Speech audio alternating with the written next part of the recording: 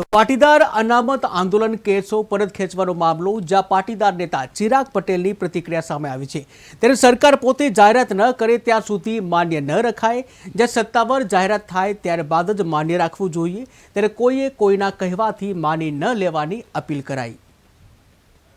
માધ્યમથી અને print media અને ઇલેક્ટ્રોનિક મીડિયાના માધ્યમથી અત્યારે મને જાણમાં આવ્યું છે, મારા ધ્યાનમાં આવ્યું છે કે સરકાર દ્વારા કેસો પાછા ખેંચવામાં આવ્યા છે। એમાં રાધરણો કેસનો પણ સમાવેશ થાય છે।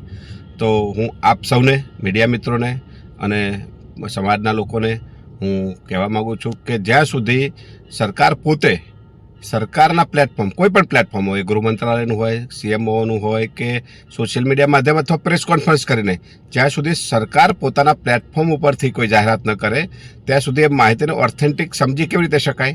અને સરકારે જાહેરાત કર્યા પછી પણ એને કાનૂની પ્રક્રિયાને ફોલો કરવાની હોય છે। સરકારે કોર્ટમાં એક એફિડેવિટ રજૂ કરવાનું હોય છે અને એફિડેવિટના આધારે કોર્ટ નિર્ણય કરતી હોય છે કે કેસો પાછા ખેંચવા કે કેસને કન્ટિન્યુ કરવા। એટલે જ્યાં સુધી સરકારના માધ્યમ દ્વારા, સરકારના કોઈ ઓથેન્ટિક માધ્યમ દ્વારા એની જાહેરાત ન થાય ત્યાં સુધી કોઈ ખુશ થવાની જરૂર નથી। અને સરકાર જ્યારે પણ જાહેરાત કરશે ત્યારે અમે અમારી પ્રતિક્રિયા આપીશું, પરંતુ જ્યાં સુધી ઓથેન્ટિક જાહેરાત ન થાય ત્યાં સુધી એના માટે કોઈ ટિપ્પણી કરવી અયોગ્ય છે। અને કોર્ટમાં કેસ ચાલુ હોય ત્યારે હું એવું માનું છું કે કોર્ટના કોઈ પણ નિર્ણયને એના ઉપર આપણી પ્રતિક્રિયા આપવી એ પણ અયોગ્ય છે। એટલે આપ સૌને મારી વિનંતી છે કે જ્યાં સુધી સરકાર અને લીગલ પ્રક્રિયા પ્રોસેસ પૂરી ન થાય ત્યાં સુધી એના ઉપર હું કોઈ ટિપ્પણી આપી શકું એવું નથી। જય સરદાર।